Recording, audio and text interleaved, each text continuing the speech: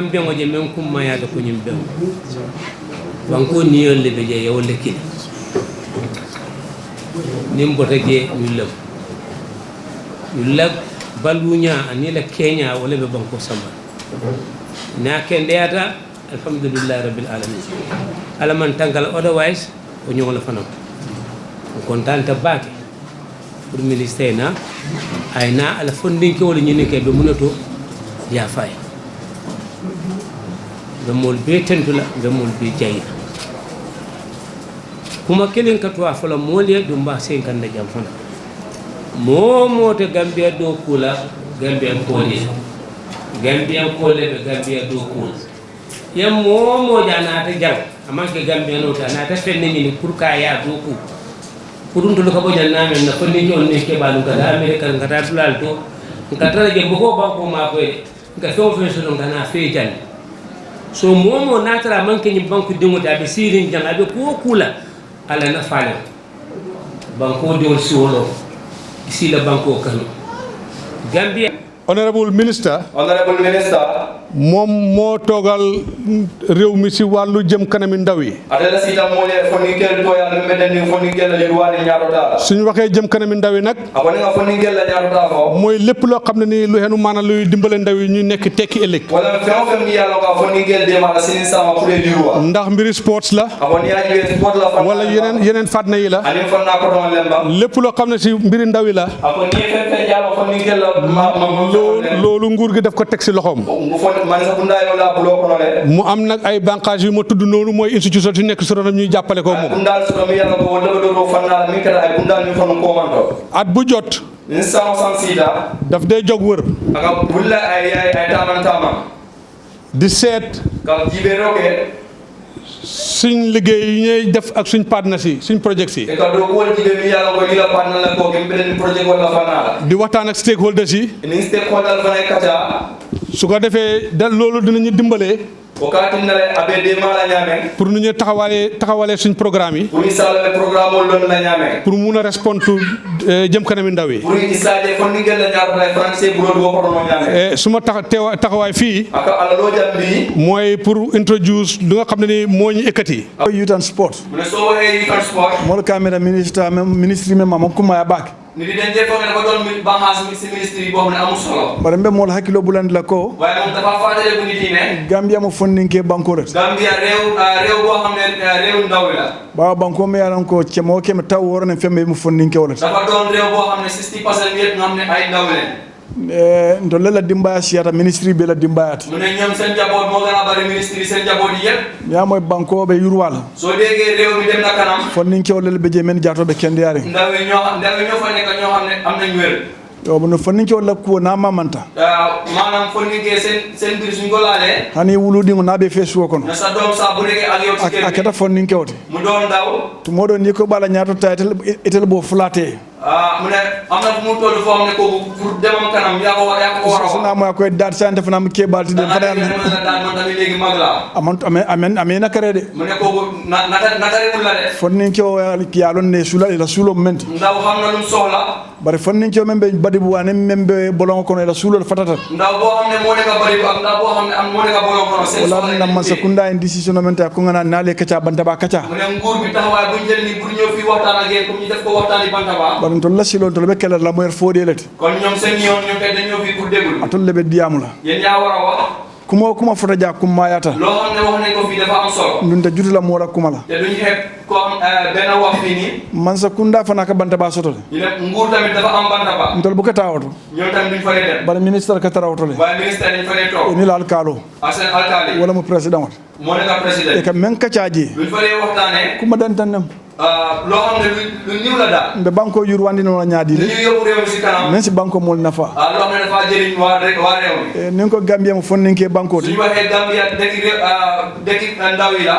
momo ñante kay mutela sonna mo kono ko nek da nga wara di japp sa xol bi ne fonninke o fele ndaw mo ngi ni ndol be ñun yépp masakunda nguur bi sato molu wa deka bi kabilo molu wa kabila yi c'est muna keno luñ mëna def fo fonninke o yurwa ben gis ne ndaw yi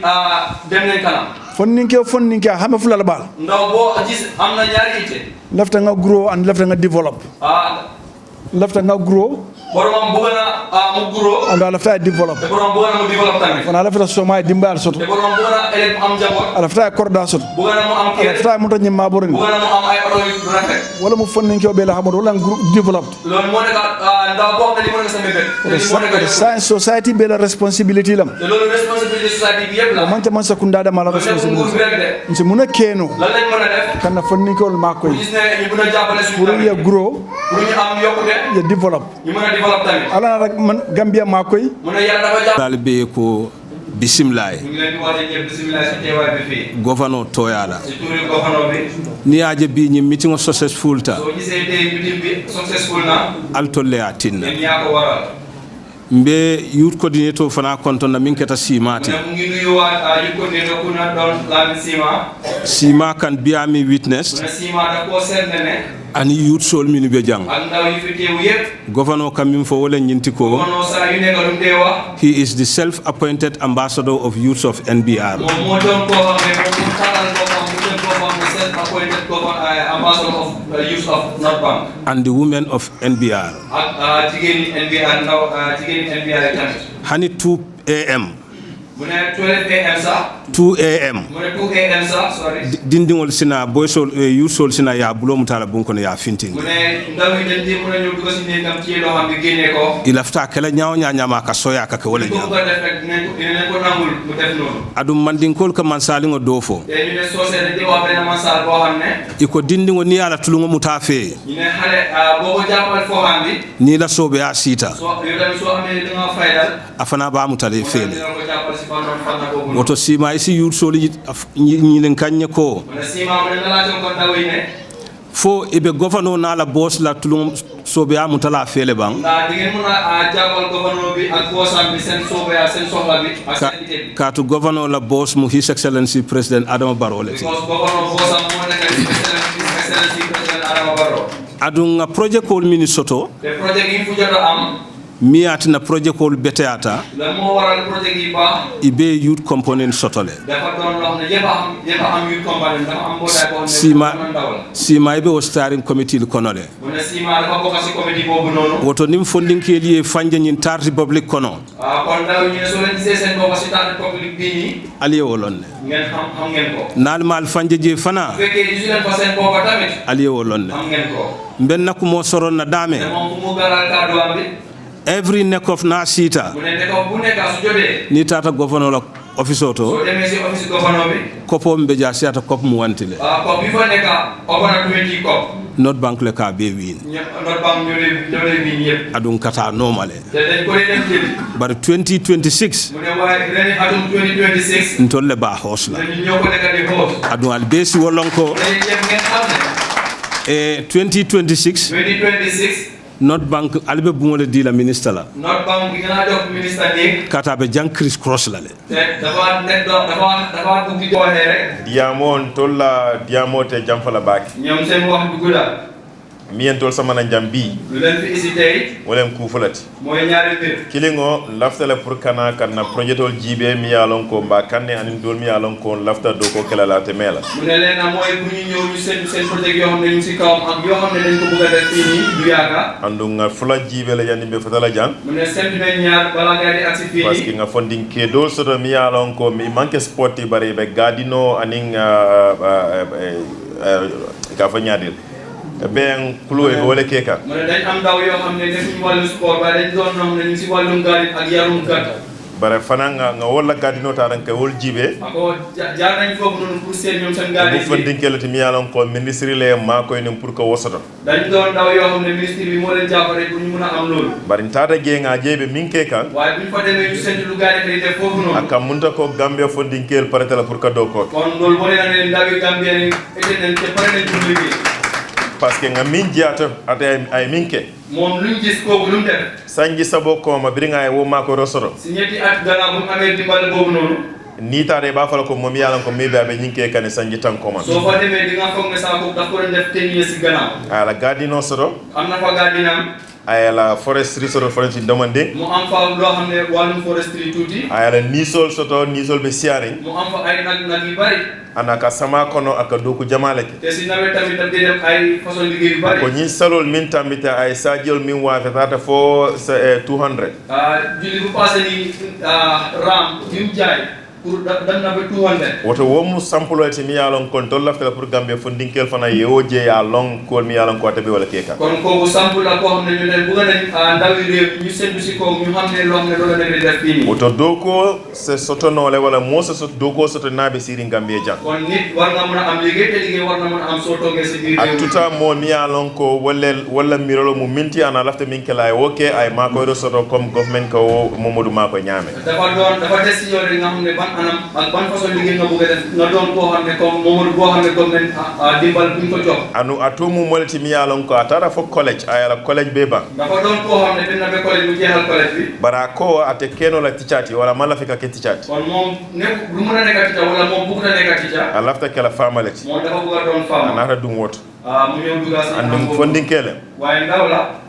woto wo mu sampulo de mi yalon ko be ngenta karanal kon ko sampula bo xamne ni ñepp war nañ ci jàng ni bo raje suñ fa jógee sama bitala farafeñe suba nañ dem farafeñe kata ministère moto dem seet ministère comme député gouverneur ya fo ñame comme député gouverneur lu ko waxee bidi nga nekkoon fike in KMC buñ defee nekkoon in KMC mu 2024 December bo 2024 December bidin keta wolem regional mi yalan ko wolel lafta pour nekkoon fi na la regional am na lu ñëw wax bidin regional yoo xam ne ñu bëgg a boos nekkoon bi North Bank aning CRR North Bank ak CRR aning West Coast ak West Coast wo region sabol wala safere koy laftala pour que nekkoon first in 2026 ñoo bindoon ne bëgg nañ boos nekkoon 2026 bi dia mo keta mu ne waxtaan am na si momo yemin safe kayto ko nga wala jibe mu nekk loo bind si kayit lañ sentu ka foko ndol nga hotel wala lojol sotole di wax ne ñun am nañ ay lodge na ministère mo sotole am nañ ministérium na governor ni na area council paretala pour que do ke pour que fondinkel mako prier ne comme force suñu governor bi ak suñu area council pare nañ ne pour ci ñu mëna jàppale taw yi mëna boos nekkoon bi bidi ngo kayto be jibe ta te buñ xoolee kayit yooyu yëpp committee ñing ko LRR la kayto wala be ñaato wala tina LRR North Bank la kayto wala be ñaato wala tina North Bank yi bidin soro pour que nekkoon force committee bu toog sendu loolu noonu dañ gis ne kayit NBR moo nekk si kanam loolu moo tax NBR moo war a boos nekkoon 2026 wota mba fola North Bank region congratulations kon di leen wax ne congratulations mba fola governor na la deputy na la fondinkel ni suppose ñaaton ko be ko alakato aliajele to be nga jele comme kol kata ñame njuri nekkoon di wax governor bi ak deputy bi ak njiiti ndaw yi yëpp dina yëgal ne wàllu sport tamit ne ite boo leen def gis nañ ko pour ak mbir yi ñu demee si kanam fii governor be ka katale mu ne governor yëpp dañ leen jéem be ka tara jele mu ne yëpp dañ fa leen nekk bare nga min je governor Seydi Kankan wolem ko na la fondinkel la ka tara nekkoon dulato kabirin somanda fo suto waaye lu gis ci governor Seydi Kankan mooy moom dafa dee nekk ak ndawam yi di suba ba ngoon ba guddi woto ni nekkoon finala jang waaye nekkoon su nekk di ñëw NBR dul be yaakaar soto la ñoom am nañ yaakaar torop bare fanan comme nekkoon finala North Bank waaye comme tamit nekkoon mu ngi ñëw North Bank man sakunda ko nguur bi mu ne sa in lafta la regional mi ye nekkoon host waaye léegi dañ bëgg a région boo xam ne dama host nekkoon fo nga projet kilim bula je mi yalon ko mbe wala fala ko ñinem nekkoon fla projet oti kon dinañ toog dañ bëgg a ne ñu bàyyi fa projet boo xam ne bu dee benn projet la sax ñu mun a xam ne lii mooy projet yi nekkoon bi wala tina ñina loolu moo waral ne ren Allah fara feñe ministérium mo fara feñe ministérium bu fa nekk mon sakunda ye ko do sotole nguur bi am nañ xaalis boo xam ne pour ka transform into a proper ministerium ñu defal ko jagal ko proper ministérium wo fanan la fala pour ka futandi North Bank mu ne daf leen bëgg a yëgal ne yéen waa North Bank loolu noonu ni mboda je suñu fa jógee la fele pour ka ñin town hall meeting soto mu ne dafa bëgg tamit pour ñu mën a xam ñu mën a def town hall meeting bi wo mu directive leti mi yalon ko cabinet wala ya di mol dafa doon loo xam ne cabinet ñoo leen ko jox ñoom wolem comme pièce a fo ñame banko be la ministre ka sidame ni président comme pièce mu ko waxee ne ministre yëpp ñu lay toog ak cabinet bi ak président bi wala a fo ñako laftale pour nga banko muru ñoom ñoo ko wax ne dañ bëgg pour moom mu jóg mu dem round dëkk réew mi yëpp ngata nim fondinkel ye si mu dem toog ak ndaw yi aning sate alfal ak kilifa dëkk yi comme sefol ak chef yi aning alkalo ñu ak alkalo yi aning sécurité la ñaton ko ak ngari jono kono seen njiit yi yëpp pour ka kacaaki pour ñu waxtaan nga long kol mi yalon ko lem fonding kel la wosi dalti nga jibe mbo ko dara la ñu xamne yo xamne ñu nekk ite ndaw yi ñu leen soxla bare nga lone ko wa ñom xamne ne ko jamale keta ko ma demande amna lu bari lo xamne xawona ci gënaaw tuti ma da fola fitno lem mu ne du mëna wone lool ay bare wati ni wati ka fole ko fonding kel be fintele ke be demonstration la kala dafa am jamono yo xamne dañu dégg ne ndaw dañu gëna ñu def demonstration ni demonstration keta demonstration bu amé police ol ka fintile mu ne police dañ dé gëna kelo do ko kele nyata kala nyame dañ def seen liggéey comme ñu ko wara def sometimes ika modol arrest jele yena say amna ñu ci dé jota arrest ye samba court yobu len court na lonne ko be wato minna say mu ne dañ xamne ci jamono buñ tollu ni fonding ke dol bi jele mi yalon ko bita kan court amna ndaw yo xamne ñu ngi dem court parce que le police la carola waye mu ne dafa doon wax ne ci wàllum police yi iko ye luwale tinya dañ wone ne dañ jaaxal wa wala tina ye samba court loolu moo tax ñu yóbbu leen court bari tol ko waaye ñoom ñu ne amman jare nu nga foto wo beto jarutoon pour ñu aga foofu because fengo ni fo fitno lemba mu ne loolu mun ta gis fitna wala labata court leba wala dafa dem court ni ata control be sita le bungo kona nga kacha mu ne su fekkee dañ toogoon si biir néeg ñu waxtaan problème mu minti problème bi luñ doon aliya fo molie ngeen wax ñu ko man sakunda fana la lodu labe minta kan nguur bi tamit seen taxawaay ñu jël ko sa fo atelier ñu wax leen ne den ko kacha ñi se keno le problème ta soto kon waxtaan boobu waroon na mun a am fekk problème du am parce que ni tara demonstration mu ne bi ko soo demee si démonstration yi ika bana le safe da ngaa binda baana wala e kayto safe wala nga binda kayit ya tandi mol maa wane nit yi ne ko tol ñinam na wosi dalti ñun lii moo nekk suñ say soxla tol ko waaye ñoom ñu ne jandi be foto lam berot balaa ñu aala si mbedd bi nga si bun ko na holoto nga wo kacha ñu toog si biir néeg bi si biir néeg bi ñu waxtaan mbir yooyu noonu wolem na siloti loolu moo nekk seen yoon tey bare nga lonne ko waaye ñoom xam nañ ne ñing kari ko mo dan kari ko mo like December November ma fongola am na weer yi gannaaw boori December November nga moyle ko fo ndinke jamale be boka Gambia ka ko masilota wala ka jiota kata Europe dégg nañ ndaw yu bari génn nañ fi du ko jël yooni bagwe bi gaal la wala yooni suuf la pour dem bagwe yes dol futale mi dol bi jël mi yalon koy futatale mu ne yes dégg la am na ñoo xam ne àgg nañ bara jama bi jël mi yalon koy banta bale kono mu ne am na ñoo xam ne ñu bari des nañ ci yoon bi dee nañ si géej dol bi jël mi yalon koy murtanan ne am na ñoo xam ne dañ dellu si bara dol bi jël fa mi yalon koy dara foy futata am na ñoo xam ne dem nañ bi àgga ye murundi nan kota dañ leen delloo waat Gambia dum Gambia dafa doon loo xam ne ma foko opportunity be bi jan waxul ne opportunité yëpp ñu fi de bara nga lo ne ko dol bi jan mi yalon ko nim fo ndinkel ya long waaye dafa am na opportunité yoo xam ne ñu ngi fi yéen taw yi soo la ko xane yeta ya noma ko mo dol ka soto nyami dol fana ya soto wonyam ngeen toog ko comme ñeneen ñu ko dee amee ngeen amee ko noonu ase kenole ibe silal mu ne loolu mun na tax ndaw yi toog bare min keta tol bela jakalot waaw lu doon suñu jaaxal ñun lu ñu jaaxal wala mi kay ka fo ndinkel jël mi yalon ko ay makoro soto man sakunda bul da ngaa gis ndaw boo xam ne dafa am dimbale si ron nguur bi fo ay tailoring workshop la yere ba ba boromam ubbi nag place teew fo ay be workshop dol la doku dole ke wala kamba dafa ubbi beneen workshop wala dol bi jël mi yalon ko noso lemba wala boromam noos la wala dol ye security jobo tale as police officer wala army in the army wala borom si fanna si tori nekk ima police la bang wala ami ika wo do ko bula di bàyyi liggéey ba bu fii ka dum ba bato ko kata Europe la ñu di duga ay gaal di wax ne dañu dem Bagwe wo modu mota falo ka man do ko so mu ne xam nga kooku kenn wax ne amul liggéey fo ninke mi man do ko so rabe sirin so ko ndaw boo xam ne amul liggéey bu ngi toog si kër bi nga wo jele kooku gis nañ ko bare miye do ko so waaye koo xam ne am na liggéey ayal do ko bula bu bàyyi liggéeyam atara dum ba kono mu dem duga si géej bi wote keno la ko man do ko so wala te kooku du mun a wax ne man amul liggéey moo si dugal niya foko maybe ka joro mi sura doyatale mu ne soo waxee ne dafay boo dee am dafa ndaw woto mbe hakilo murundu la pièce min fo sai sai kon dafa la delloo tuuti si gannaaw comme pièce lu waxoon wolem ko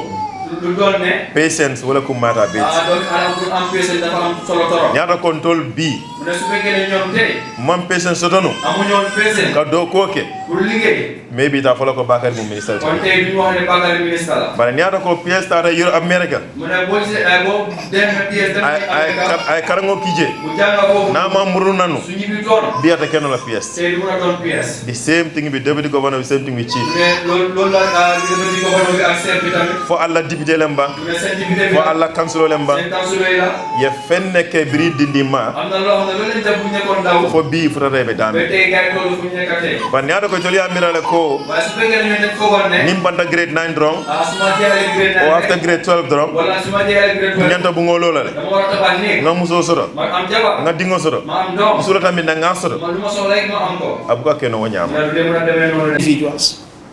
Contributions should address policies, challenges, and solutions, and not necessarily target any individual. This is a development-focused forum, not a platform for political campaign or personal grievances. Equal opportunity to participate. Intervention will be taken in orderly, raising hands. And when you want to speak, please introduce yourself, where you come from, or probably who you are representing. And then the priority will be given to young people, women, persons with disabilities, and regional and community representatives. As I told you about the time management too, please be clear and concise. I told you again, the moderator reserves the right to politely interrupt if the time limit. So again, we also encourage people to also share lived experience. What you have gone through is also the language of instruction or the language of communication should be determined by the one actually speaking. So since it is a sensitive topic, I will do no other thing but to declare the floor open. Those who want to ask questions could ask questions. 2 hours, 30 minutes is allocated for this session. But I'm not quite sure how we go about that right now because we have eaten into the time. So without much ado, it is your show. My role is just to moderate this session and to be very neutral. So those of you who wants to ask questions or who are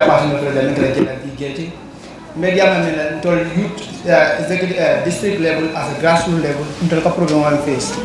Though we training receive from Ministry of the through the satellite from NYC. We training bulu. Program coordinate, gender program, environment program, migration. But the program face in terms of step down training. Government allocate masakunda budget for DYC sol kata duma ka step down training science and gela ka sini jam ndol fon la kam global na pocket ko na pa mo ya sedia anin ka fulam wala ke donation dan pour ka ni migration ko même ke pour ka sate holto anu sate hol da not mo rebo kata je sate hol ko na fole abaka so kama nka masimalata kata mol mit so anu babare sweet project ko fala mbat kuma nim fala fala sweet project ko ndolla mobilisation ko waba de bijam 20 vulnerable girls so barkalim ba ke ka mol man trust system wa but anu babare nala men kalam daje mol men bay whatsapp ni media do lol da mala so because of mugala no kata no village ol da kan kamin dara je mol ya moy ko nyoko ha barato ba motala ban tam ka funo yus anu najo ko mol la condition men ngo ndafa fi nesse mo so mol ma ko la. There are a bunch of vulnerable girls in this district here, but funding is our problem. And we don't even have any coordinating structure. Me am going to say no, executive body do project do intana more based. So transitional program be muna program that. Salabra. Abarakabate. Representative of Community District Sports Committee, serving as an assistant secretary general. It's indeed a great honor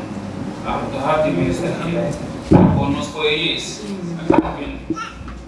planning for this. But let me just get into my name.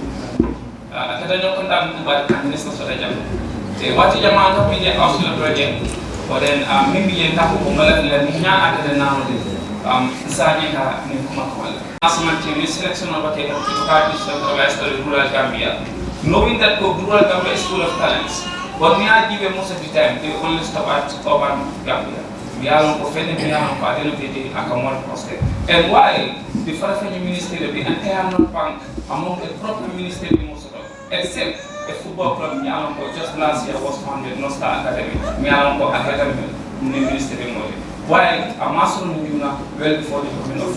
Alabama, football or Carola, coming here for the infrastructure no problem wala ni ko mo bolo nyata kala dabi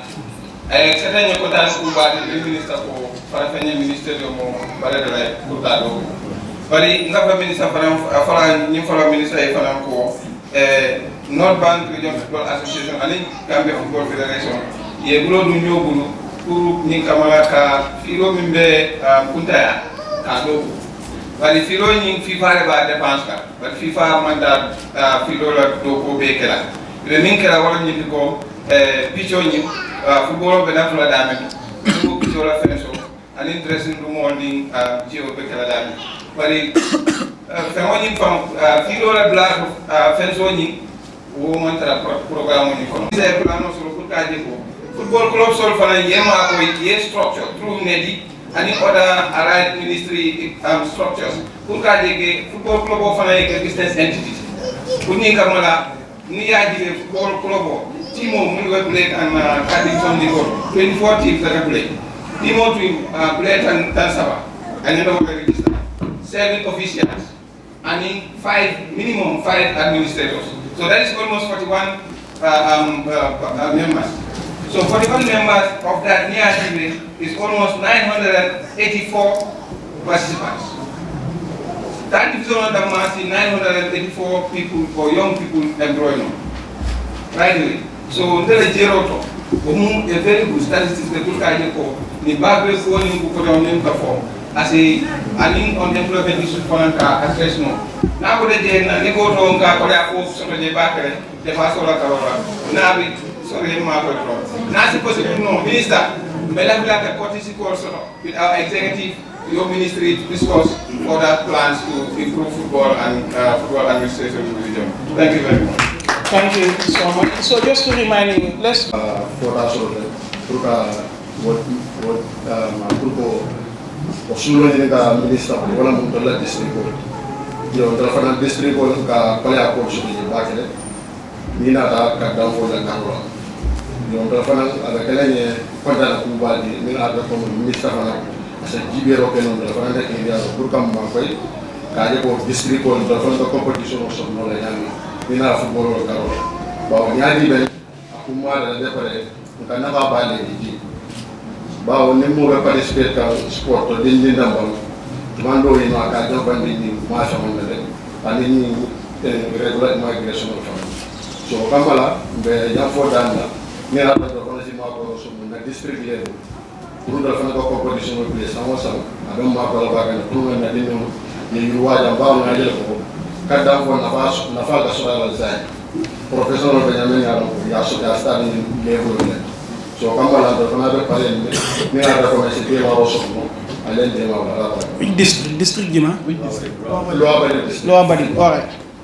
So and now we've taken the first batch of the questions. So I'll just hand over because that's where we have some of these facilities with college and universities. We understand that of recent they have a little bit decentralized towards the Faraba ends, but we need some of these facilities within the region because that is the reason why the farming impact is going very, very down. Because all the potential youths that have the ability to go to the farm have to migrate for the fact that they need basic or they need at least basic standard living. Because we all understand that without education, no matter how skillful you are in this country or even the worldwide at large,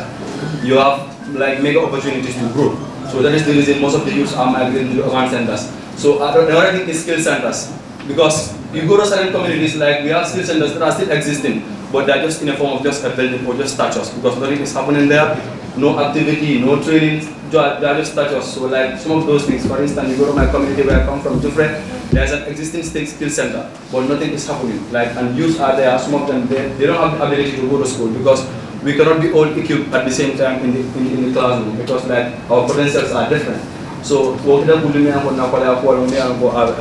bank funding so ni na migration we understand that you talked about the program manager talked about the subvention that is coming to the RYCs. Yes, it is a challenge to the NYC to receive some of these subventions from the government so that they can also try to support the RYCs. But we also want to graduate from this system of just coordinated activities, but we want to implement activities. Because if we are only coordinated activities, we just listen to people for call, whatever they say, and we have to go by that. And we also have, we have thousands of problems whereby we can also do grassroots because like these are our brothers, they are our sisters. More especially, we are very close to them. So it is easier to obtain what we want directly from us than maybe someone coming from somewhere. So thank you. Thank you so much. So right, let me just give it to the sister, please.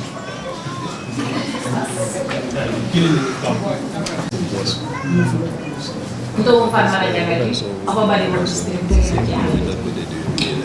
three different consultants of the minister.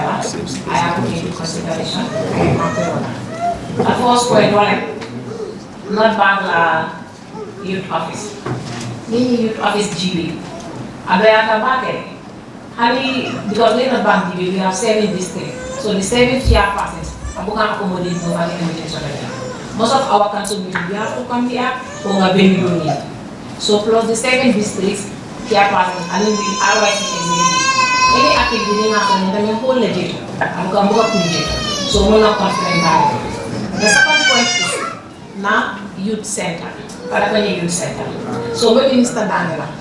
we are appealing my various on the ground. After the youth center, the North Bank RYC to be in full control of the youth center. That is our concern. We have dialogue and we discuss thoroughly on that, so that the RYC can be fully in control of the youth center. Because me, Farbe Youth Center, everybody go district youth, and most of the work at the youth center, they need to come here. So, they are in the committee, or other youths are not even in the committee. They are registered youth group within and any work, communication, so that communication now pass at the right time for people to come out. So why not? We can also take the responsibility of the youth work, the youth office, the youth center. So please, we want to get the control of that youth center. Thank you so much. So I'll pass the mic to Jenna. So ñettel bi mo nek ñun as RYC day buga mo because so xolé machine bi wélo buñ dé légo lég ñu dem ci yoon yi di daan waaw because off the road lañ dé def amna deka yo xamné day sori torop so neké di use machine nga daanu nga am accident yow yaay am problème so obviously amna deka yo xamné moto rek nga dé mëna use pour nga aga fofu non té yow as leader da nga wara aga ci deka yoy nonu because ñoñu ñola tek fofu nonu fo nga dem ci ñom nga mëna xam sen problems because activity yuñ dé am duñ dé mëna isi yépp because so xolé tay suñ waré am activity in Kerewan lower body bu not me as the district youth chairperson lower body bu not dama dé xelat sen transportation bi ñaata la ñoy fay tay so joxé borom 300 yow soy ñew ya ngay fay $300 transportation ya ngay ñibi nga wara fay 300 so you are not fair to that person because ñu bari dañ dé mëna laccé ñaata lay am fofu non so obviously so amé waruway bo xamné after the training yow da ngay dem ci deka yoy non nga mëna waxtaan ak ndaw yoy non lan ak lan nga janga fofu non ak lan nga am fofu non borom tamit dana mëna understand xamné waaw youth work bi ni ak ni la because so xolé suñ last election sax ndaw yu bari ñu doon correction depuis bo leen ñëwé in power ak ci wu leen ci ñun because amuñ doole bo xamné dañoy aksi kéna ku nekk sa deka su doon comme like dañ doon am phone bo xamné danañu mëna doolel pour ñuy dem aksi deka bu nekk dañ ko doon def waye ñun suñ own resources la ñoy jël wala suñ ñu out support ñu out donation ci ay few individual ñu xamné dañ ñuy support so obviously pour nga mëna am ndaw yoyu nonu yépp té ba paré ministre ma ngi dafa am luma because ci say waxtaan amna lo wax lu am solo mo nekk ndaw yo xamné ñu ci agriculture man I could remember last year amna deka bu ma visit ñoñu ñu ngi dem Sénégal di bay def fofu nonu garden so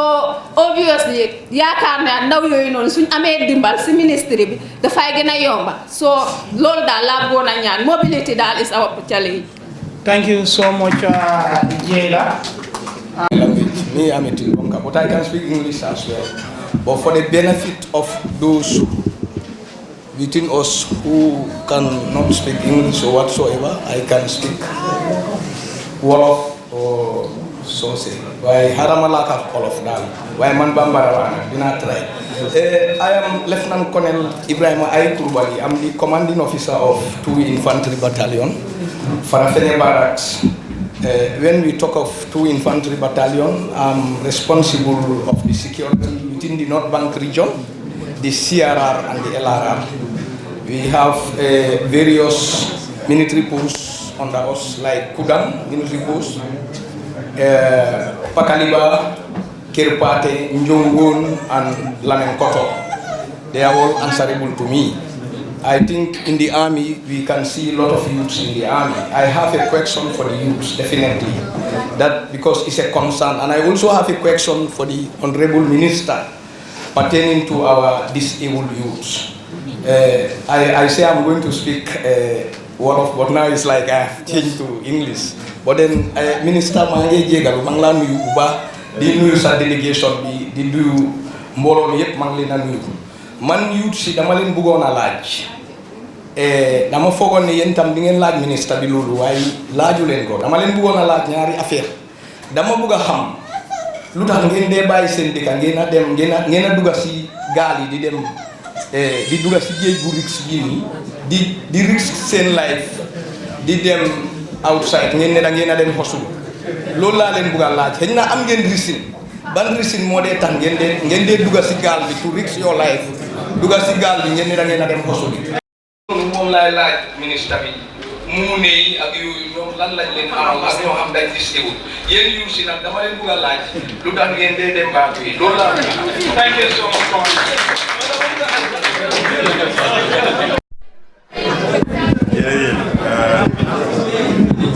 Mbe media kono ka interview di nga press conference kumandile at the stadium beta je nga television program jamalek Africa TV QTV kunun ko benun Jatius radio nyimbe pour kay tandi mola ko sometimes it will coming karang Facebook to and minka ke amanke kelinti anu lafsela fana pour moli hachilo bulaje back because yalong social media saying misinformation what coming command misinformation and disinformation wala ka siaje so ni mo laftala dron ka TikTok jibe o Facebook mol coming for me along ko mantra ministry e mantra government e mantra GFF ibe just ye opinion of the drong e ka call safe online aka confusion samana so and then ni safe okay ya post on the Facebook ni mo ya la drong a wala ko nyi siata lenta read no but e nyanta min read la wala the right information then italon ko nyin ko wala be ker so to start with the stadium picture at the stadium nene mom bondi and bring last week on Tuesday meantime not this week last week bring a television somebody ntata le fo duma je pour ka this guy mi botanang from Gregory atara fo duma je pour ka o horiteng pour moya je ko picture bi jel so bare maybe mol mo woje o ma interested pour ka woje nga fole signa jama ko hani NSC press release kele bring wato minna that online tabloid yo safe ko picture bondi ta jelen ko picture mom bondi je last year min keta walem ko pitch maintenance equipment oni mo wala sotono anu wo bring stadium design bring renovation of the kekan imo equipment o bulaje yalla ni ko ni example I don't know which example to give ni ko ke imay ku ngoli bare de ni sulata komol ni la ngoli ma kli ye sulata ni sulata komol fayta ye komo sang ni wonte defense be ku ngoli la minna just to give an example wala keta with the construction of the stadium wala equipment mi yalon ko wala be picture nging maintain la amantara nunje so there was issues with grass nging pitch grass nging wala infection also so santo jeybe wala bondikan won thala wala fintini ko picture bonde but the pitch is still there all right so that's the thing equipment wala deliver a sign but because the top layer of the grass because hybrid is artificial mimbe duma and in natural grass minga tarasanto that's why they call it hybrid because it's a combination of two the artificial and the natural grass so ni artificial be duma ni lafta pour ko bondi boy picture bi bondi la so it didn't happen that way all right so just to clear ko picture ni nene mom bondi je min kuntuta wolem the natural grass mimbe nung santo ye wolle bondi the top layer pour ka picture ni grow properly ya backfield come sign ni ajibe on television ya kenyame that's exactly what is happening right renovation of Kodi Jamal Spenteje that is true and in the Gambian context Kodi Jamal nga fot la do to mol ko kodo siara yeah I mean I understand because jang near kumofo if you talk about money mol buka doko jibe ka min jibe wala kodo min dundaje bara kodo dum ni ata ko do ko e nyanda min kala sulata ko di nangam la foyo kodo dundi je isolata mena yasot but ni mo kodo dundi je min keta tolla right now wala be kala because construction everywhere certainly stadium wala cost pour ka renovate a bay atata from millions of hundreds of dollars or dollars bari because kodo mansot saying told ye min advisor minister wala ko se do ko kenole in phase 1 phase 2 and phase 3 so phase 1 nga wala kenon kaf ko wodam maman kanyang fo nga phase 2 ke in order to ka approval osot but ne ko kodo bebe nun jele you would have gone ahead and just do phase 1 2 and 3 but because mansa kunda e priority jama soto kurango be jele mol sola kurango mol sola silola karango be dula doto kodo bebu ka dino at once so don't mean so that's what we use and the Ministry of Works will design will custom beke into as a Minister of Youth and Sport nda follow ko ni lafta pour ka se renovate picho the individual sirangol renovation mi nyanta kala je with the rooms a change room or player la change room abe mo $100 la into among the Minister of Youth and Sports because we are not the experts in the field. It's the Minister of Works mi along ko B nyimbungo medamen to B ito le alo yalo jumale yeah but it's for who? Minister of Lands, Minister of Local Government, but Minister of Local Government man bungo even though ila governor le be sirinjang but the project of meantime project oti wala Minister of Local Government and Lands but mi do koke mi costing ke mi construction okay abe mu Minister of Works let so it's the same thing so the Minister of Youth and Sports mantra stadium wala do ko nyin kekan just to be clear is the Minister of Works wala be do ko kekan wala ka determine ko picho nying nyina mananga modal solata minna wala ba determine la ko nimbe change room demolish la pour ka do loje this is how much it costs Minister of Works le ka determine ko individual sirangol minyanta tarla je this is the cost from the market and that's exactly mimbe kekan so nimol be sirim banta e ka foko Minister of Youth and Sport ye kodota kenen ye kodotene is not true anun kanyin explain pour mo ya kalamta ko yes na project olem but a dokol kada nyameng and in the costing a man can tot but if ana Ministry of Works iboka si draw ya foko this is the cost of the job ika jibele sirangol doko min be nyanta kala bagasol ka bo min dole China dol ka bo tokile then ya lonko for you to be able to do this job in nyanta nyine bondila pour year 16,000 individual sirangol soto in nyanta nyine bondila pour year screeno nyin soto for the scoreboard in nyanta nyine bondila pour year individual sirangol soto for the change rooms and the player benches but if ana niko be picho darala you need a lot of money you need foreign experts because in the Gambia mom mo soto mi yalon ka kele so ni be motala from Turkey abe mune charge kan pour ka tof samananjang pour ka la mol samananjang baga so be means la pour ka doko kay ube samananjang all of that is part of the cost. All right, so that's the thing about the stadium. I hope it is clear. Lastly, just on the stadium issue, doko ni metal, which is true, but I'm all coming for Sanji Lulu, Sanji Nani. It didn't happen that way. It will be jana momo miya footballer no me yalo neko Gambia qualified to AFCON in 2021 ni sign Sanji jelle. So na last Majo bring qualified it was in 2021 and now it's just 4 years and it was after 1 year renovation on the start. So renovation started in 2023 June. So now it's just about 2 years, less than 3 years. So it's not 4 years or 5 years come molka fanyame. And if you count, you will know. Lastly, on the cost. Stadium renovation, kununko nga for television ko. Momo sign ye mobile sotole. Momo isina no ya Google. Like Senegal, ye renovation ke jellel.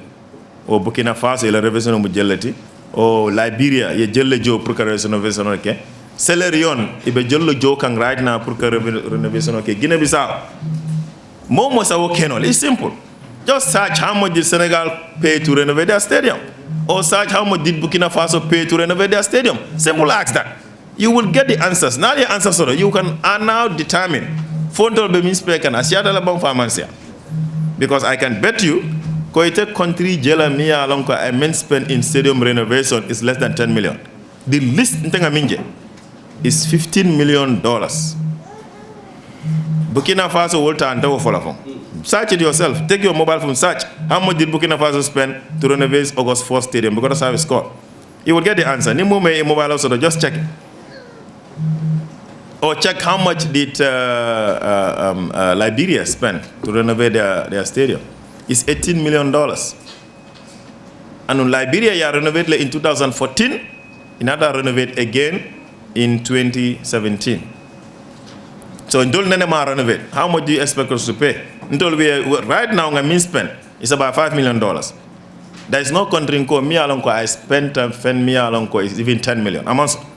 And I challenged it on TV the last time. In fact, Biennale Kirfatu Jibe is published. I said I'm challenging anybody in the country to show me anywhere where a stadium is renovated for anything up to 10 million or less than 10 million. It doesn't exist. So ni molbe diamola kodosiara ya mirale ko doko minyanta keleje doku ndinne. I wish it was doku ndingo because Dolphanambi would have been done by now, but it's different. And that is why Hani sign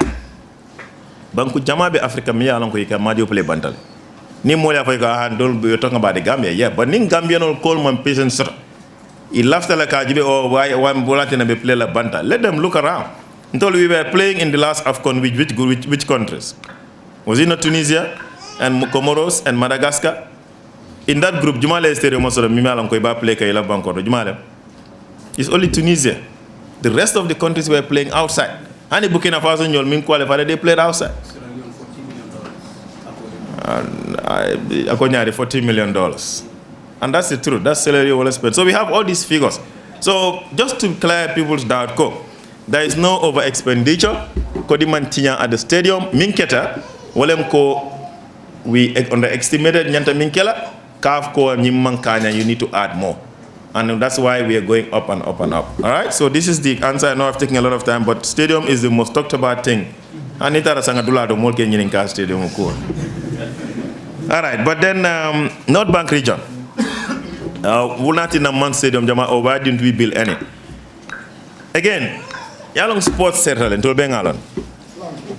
I wish Tolbe left a minute. Honey, the former government, I'm sure, he left an Umpurka stadium, but it's difficult. It's expensive to build a stadium. And because we don't have a lot of money in government, even in the clubs, that's why Honey saying we are struggling to build infrastructure. But saying government in the new policy is sport infrastructure will the priority, and we want to be able to do more and more sport infrastructure. Nali media jibe, you would have seen that Mboyo field member Bakote almost paredale saying the transfer Kanekana into 2 regions. Here in Farafenye and in Sierra. Inum tute wo. Tute kay bu ndon la mel betay. Te waxtanon ñu ni neen pour ne dinañ tabax parce que gouverneur joxon nañu ben land fi to the ministry pour ñu tabax office. So lolu mu fa ba légui waye comme ñu wax rek if sport ak yoy sometimes funding problems mo fa de nek. But already discussion nañ be defar BOQ gaay the same Minister of Works ñewon nañ fi defar estimate defar BOQ ñu jox ñuko last year pour ñu tabax office. So lolu lañ nek di plan légui submit nañ already last year so submit nañ request pour finance pour ñu jox ñu xaliss pour ñu mëna build waye nak amaguñ ko ba légui. So motax bi ngeen gisé légui ma ngi consult pour xol lan lañ ci mëna def waye inshallah already plan bi def nañ ko costing yeb def nañ ko and maybe dinañ ko start this year, I don't know, but we will try it out. So funding amé. Now, the regional youth committee pour ñu am control of the Farafenni Youth Center. No. But regional youth committee bi ñom ñoo control Farafenni Youth Center. Because because li happen moy there is Sima mo fa nek. And dañu warona am a center manager bo xamné ni appointing ko. So lolu mo ñu tiyé. Why normally li tax mané control moy management bi is separate from the policy. Now regional youth committee bi dañ dé am a management board bo xamné ni regional youth committee bi dañ dé tok ci biir board bobu ñom ñoo dé manage yefi youth center bi. Why when it comes to daily operations lolu center manager moko doxal parce que koku moy amé place bi mom moko rent out ba waye nak ina nek di won ñu supervisor dafa melni comme nga né organisation bu am board of directors li xew ci bés bi ak board of directors diñ ben. So lolu mo fa nek but yes management committee bi defar nañ time of reference bi and then very soon already fa na ñewon nañ fi pour waxtaan ak yeen pour ñu finalize that project. Why pour mu leer tamit ak sa ministry ñun am nañ a lot of experience ci fi youth centers du Bansang du Janjambure du URR du fi all the time dañ dé am xaliss ñu dépense ko ci youth center ba paré nga xaan ko over ndaw yi ñu amee ko 2 years soo ñëwee foofu doo ko xamee parce que dafa fekk toppatoo wuñ ko bu baax revenue bu fa dee jógee yenn yi duñ ko dee mën a account properly moo tax ñun luñ nekk di plan mooy commercial sector bi mooy néegi rooms yi ak restaurant bi dañ ko jox et private sector mu manage ko nga xam ne nii revenue bu fa jógee dinañu mën a njëriñ as a committee of the region ministre yi jëluñ ci xaalis not even ministre sax NYC soxluñ benn xaalis foofu whatever revenue bu fa jógee dañ leen koo jox pour yéen léegi ngeen mën a ron seen programme si ngeen wax ne moom ngeen am lan moo mën a tax pour ngeen toog particular district wala fa mën a àgga particular village fa mën a àgga su revenue boobu di jógee from the place di ngeen ko mën a use pour loolu that's the idea waaye di board or as in the management dina fa nekk di center manager dina fa nekk and then the rest of it ñoom ñoo ko amee sport sector beeg yooyu yëpp is open space bi youth space bi is open for young people to use waaye di commercial sector mooy rooms yi néegi ak restaurant bi loolu dañ ko bëgg a jox koo xam ne nii moom dafa xelaat from a commercial thinking and it's not anything even ñun to tell you the truth even at the ministry suñ independent stadium hotel bi ak restaurant bi dañ ko di joxe lease ko to a private sector privatise suñ ko de waaye dañ ko jox private sector mu manage ko parce que ñun government ñun ñëpp xam ne manage public property moo jafe soo nekkee businessman da ngaa xelaat from a businessman perspective dama war a am profit lii ak lii laa war a def pour ma mën a fay suma staff si war a fay courant ma am profit waaye with government nag sometimes it's a problem moo tax we want to deviate from that jox ñi nga xam ne ñooy commencé surtout ñu manage then the last thing is North Bank dañ soxla a youth center maybe kañ xëy na beneen party North Bank because already the Farafenni one is open construction bi was completed last year lañ ko ubbi or reconstruction bi parce que mu ngi fa woon last year lañ ko ubbi there's a center maybe the ñoomi part amuñ so maybe that's why we need to look at lan lañ mën a def in the ñoomi part and that we can definitely look into but or a rehabilitation center ok waaw loolu moom that's true amuñ ko am nañ a reintegration programme bi nga xam ne NYC ak NED yi ñoom ñu ngi si ron ni ñoo ko dee def waaye nag amaguñ centre fi nga xam ne ni foofu la ndaw ñi di mën a ñëw waaye temporarily suñ delsee dañ leen dee yóbbu yeneen si NYSS camp bi ou immigration camp bi ñu tëg leen foofu ñu wax ak ñoom ba bañ leen di bàyyi but migration information center bi migration expert bi mu ngi nii xëy na moom dina ci wax dara parce que boobu óorul ma bu baax ne there was one in North Bank in Bara 4 ok so xëy na moom dina tontu xam naa ne yeneen nag they are project funded programs su project funding bi jeexee then transfer ko to the Ministry of the Harajafe maybe loolu moo nekk foofu now cash for work programme ba alkali wax loolu was a very good programme because ñëw nañ fi gis nañ ndaw yi ñuy liggéey bloc oo suñ leen soxlee like in combo suñ soxlee pour excavate gota yi ñu oolee ñu ñëw liggéey ñu fay leen waaye nag there was a problem parce que ñu ne yeneen dañ dee register 20 young people for a particular programme liggéey bu leen war a jël 5 days mu jël leen 7 days so it becomes more expensive because then they end up pay more so they would rather go and recruit laborers yoo xam ne dañ leen di fay daily than programme boo xam ne ni structure loolu moo gën waaye nag ndaw ñi tamit sometimes we also need to look at ourselves ñu waxante dëgg bu fekkente ne man am naa liggéey ma jox ko cash for work programme bi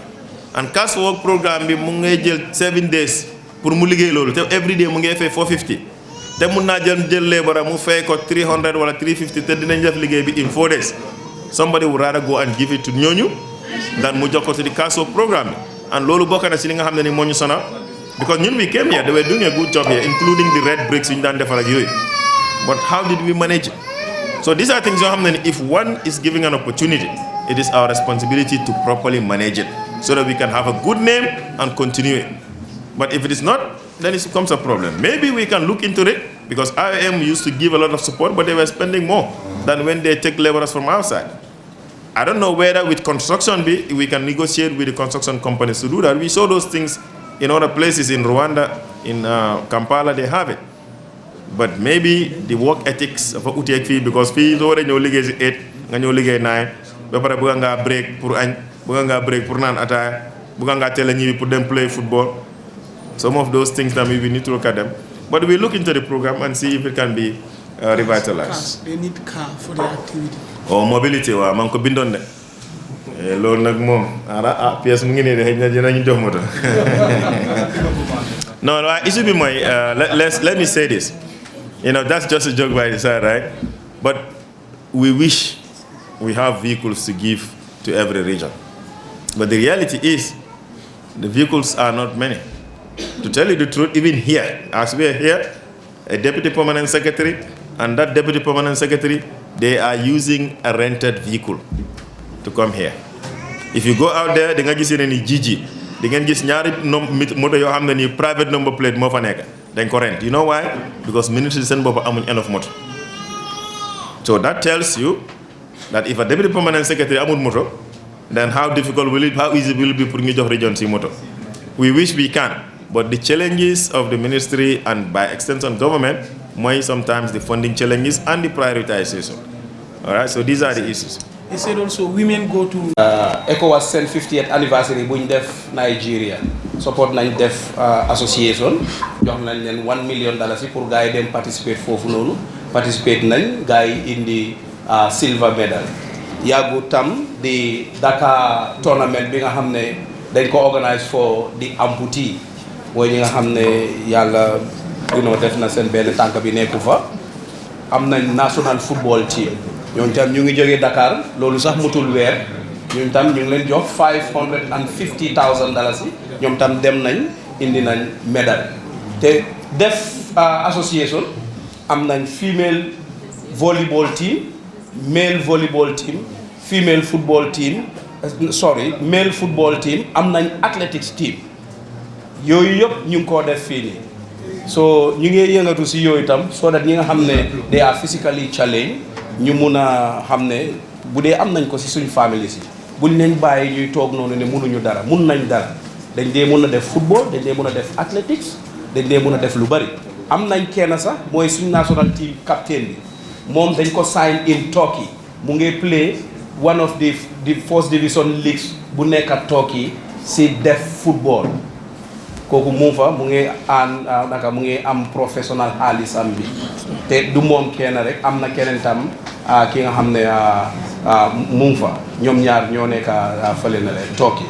so am na solo torop pour ma yokka si loolu rek pour ñu xam ne def tam am nañ. All right, so we just have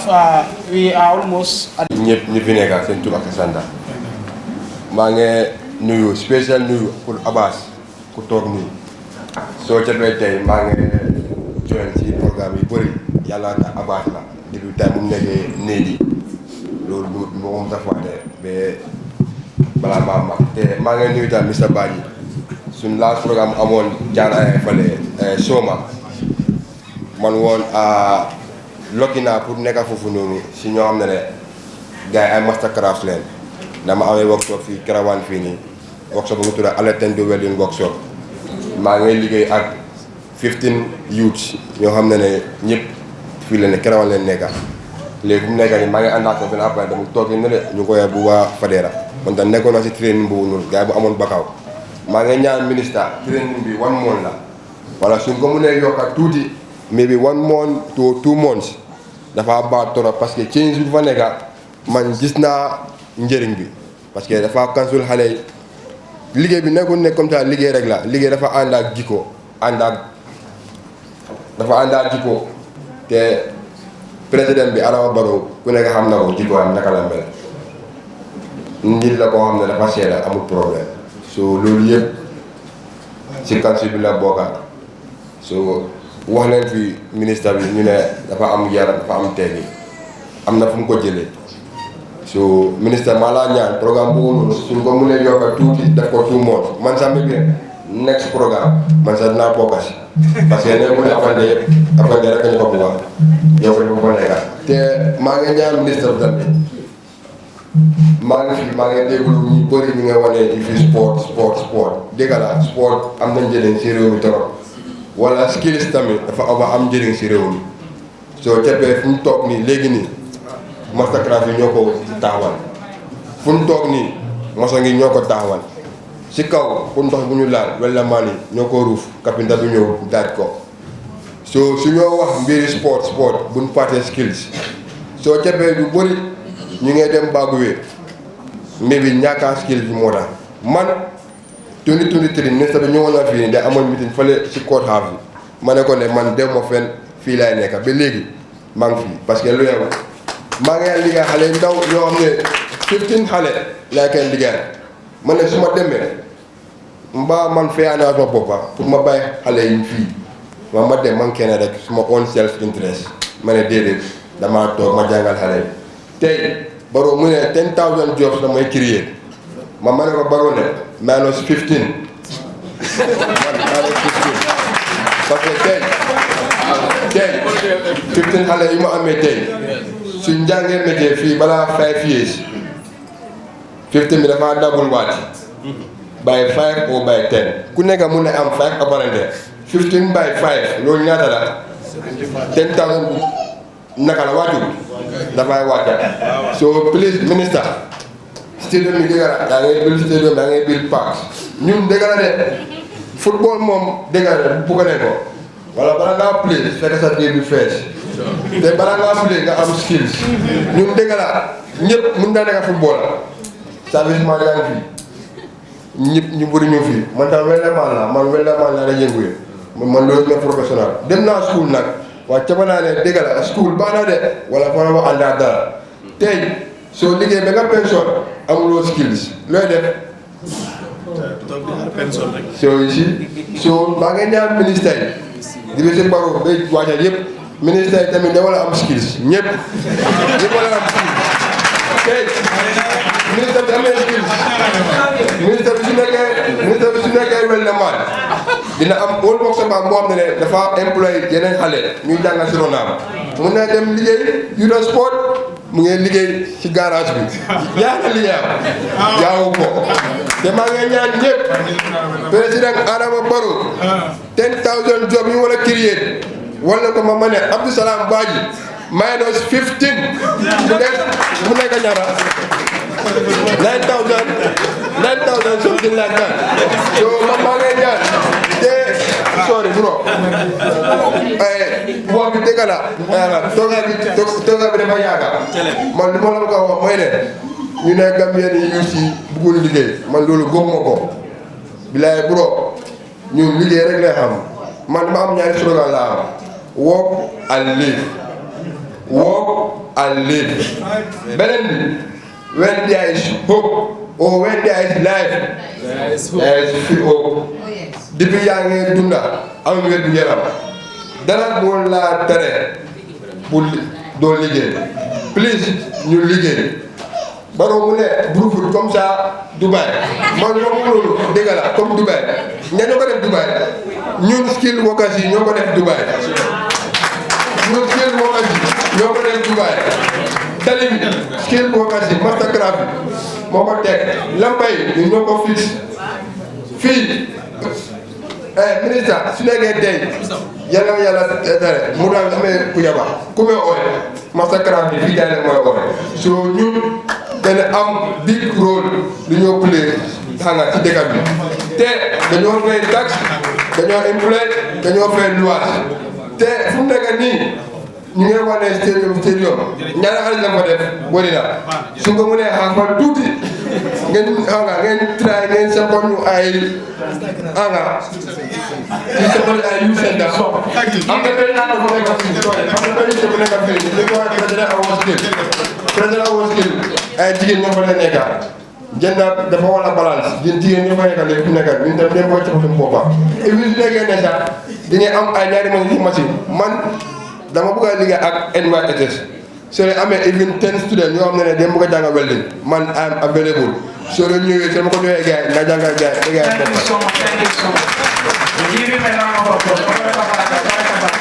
mooy suñu mooy fii liggéey amut ñoom loolu lañ dee wax waaye gis nañ ko jógee fii léegi moom nekkul ne dafa am liggéey rek waaye mu ne minus na 15 people from ñi nga xam ne ni ñooñu la bara wala ñooñu la moo employé so foog naa ne loolu mindset la mooy nit ñi si seen boppa ñoo jàpp ne comme like dem Europe moo gën a gaaw pour nga tekki su fekkee ne Moustapha dina am that opportunity because foog naa yaa ngi ko bëgg a jot gars yi amoon naa de ce concern de la small tourist ok foog naa amoon naa list of things lu ma waroon a wax waaye ginnaaw buñ dégloo waxkat yi yëpp foog naa ne am na yoo xam ne ni jarul wax ni ko repeat parce que wax nañ ko benn bi moo doon affaire yi IOM office bu nekkoon Barra gis neen am solo bu nga xam ne ni amoon na ko solo time bi mu nekkee fii nii foog naa Ayub moo fa nekkoon through the National Youth Council foog naa ministre war na moo mun a engage ak National Youth Council as long as IOM ñu ngi fi li gën a expensive loo xam ne ni ñu ngi ko doon def mooy fay mi bi rent boobu noonu now that we have the Farafenni Youth Center is there even su fekkee ne comme like office bi la mun nañu allocate space there kooku noonu def mu doon def loo xam ne ni benn daf doon dimbale IOM pour jéem a identify these returnees dimbale leen ñu am seen integration package yi as long as dimbale ñu tamit build their skills ñu start seen projet yi booba fi nga xam ne nii foofu la ñu bëgg a jeexale rek mooy ñun ñëpp li ñu wax fii nii mooy li ko saafara mooy xaalis so ministre comme li cabinet décision la ñoo wax ne yow nga dem round wax ak nit yi soo delloo waxal cabinet bi ne young people ñu ne xam nañ ne dëgg la xaalis amut waaye su ñoo budget neen prioritize the issues of the young people neen jox honorable ministre budget boo xamante ne nii su fekkee ne mun du def lu ëpp si lu mu bëgg a def tamit at least dina am loo xam ne nii dina mun a wax ne dëgg-dëgg lii ak lii man maa ko fi def because issue Farafenni Youth Center bi wax naa si moom yàgg na amoon na éene pour def ko waaye xam ne léegi la budget bi door a génn so li nga xam ne nii bëgg na ko def su dee ne nguur gi jox nañ ko xaalis budget bi mu ngi fa xaj na dina def yeneen so waxal gaa ne young people ñu ne nañ prioritize the budget that is allocated to the Ministry of Youth and Sport so that seen activities yi ñu mën koo def subvent National Youth Council ñoom tamit ñu mën a jox seen region si and then region si will give to the district for the activities pour ñu mën koo implement foog naa loolu rek laa si bëggoon a yokk jërëjëf. Thank you so much for coming. Assurance that I have a lot of confidence and trust in this honorable minister. See, there's no magic solution to all these problems, but we have definitely heard you and we will do something. I know President Barrow is very, very serious about the situations that are happening in this country. There are some issues that are global issues. Gambia the Malaman Kola, Gambia the Mala problem of migration. Gambia and Trabe will do our part, and the rest of the world will do their part. But then now, I know this government now is thinking about homegrown solutions. We cannot depend for the West to come and help us. Exactly. All these projects and all these things, there will come a time we will say, look, this is Gambia's national priorities. If your funds are not for these priorities, take your funds somewhere else. Sure. Because we know our problems. They cannot come and dictate. I used to have a problem with IOM. You know, when people say IOM, the European community gave them a lot of money, people think that money was given to the government. Do you know that IOM is controlling that fund? Mm-hmm. Even to access it is a problem. Most of it goes to the people, their own people, administrative costs, salaries and other things. Gambians are benefiting less than 50% of that fund. I was very mad. I said, no, we cannot accept this. At some point, I have to excuse myself from the board. These are some of it is our problem. We have to develop our own homegrown solutions to our problems. And Gambia will move forward. I want to appeal to young people. Please don't lose hope. Hope is coming. We will get there. Slowly but surely, Gambia, our better days are still ahead of us. People should not discourage. Gambians are reading, Gambians are smarter now than before, and it will come. It's not going to come in a day. How many years does it take for America to be where America is today? 400 years, more than that. And we want to be there within 50 years, 60 years of independence. It's not going to be possible. People say, okay, they are comparing Gambia and Senegal. Senegal had a university in 1924. We had a university in 1994. We cannot be compared. In terms of, people's, the concept of the people, the mindset of the people. So Gambia, we are a young country. We should be proud of ourselves. We should be proud of our leaders. We will get there, surely. When we were kids, coming from Salikanye to Banjul, you will spend 7-8 hours on the road. You have to get up around 5 o'clock. By the time you get to Banjul, you get so tired. You come to Kerewane here, you wait 3-4 hours to cross. You come, the ferry is not there. But now, look at it. We have everything. Whatever you have in the Combos, you have it now in Salikanye. There are people in the regions, they have ACs, they have fans, they have fridge, they have everything in their house. They live even better than people who live in the Combos. Those are progress. It's coming. So let us just be patient and please let's focus on our education. We don't want a country where the young people are behind when you compare to our other countries in the sub-region. Education is key. Education is fundamental. It should be the first priority, and then skills can come in. I understand what the gentleman said here, even ministers should have skills. It's true. At my age, I went back to school so that when I retire, I can be a teacher. I want to retire in academia. You have to prepare yourself. What do I want to do after you retire? So that is getting a skill or do something that you think you can do. This is very good. I want to thank everybody. I want to thank the organizers. We are so proud. When we go, the minister will call us. We will sit down and see what can we do to address some of these issues. And be rest assured, we will knock on every door. We will knock on every door to let people understand this is what the young people want. And this backward thing, yes, we all understand why. The peer pressure, the push and pull. Everybody, like I said here, every young man wants to develop, grow, and every young man wants to develop. So how do we help that young man or that young woman to grow and develop? That's it. So this is our key national priority area now. And we are lucky to have a very dynamic minister who understands the issues, and I'm sure we will do something. With that, I want to thank you. I want to thank my security people here. I'm very proud of these people. I know what they go through to provide security for us. Please, let's give them all the necessary respect and support that we can do. They are not our enemies, they are our friends. Thank you. Thank you so much.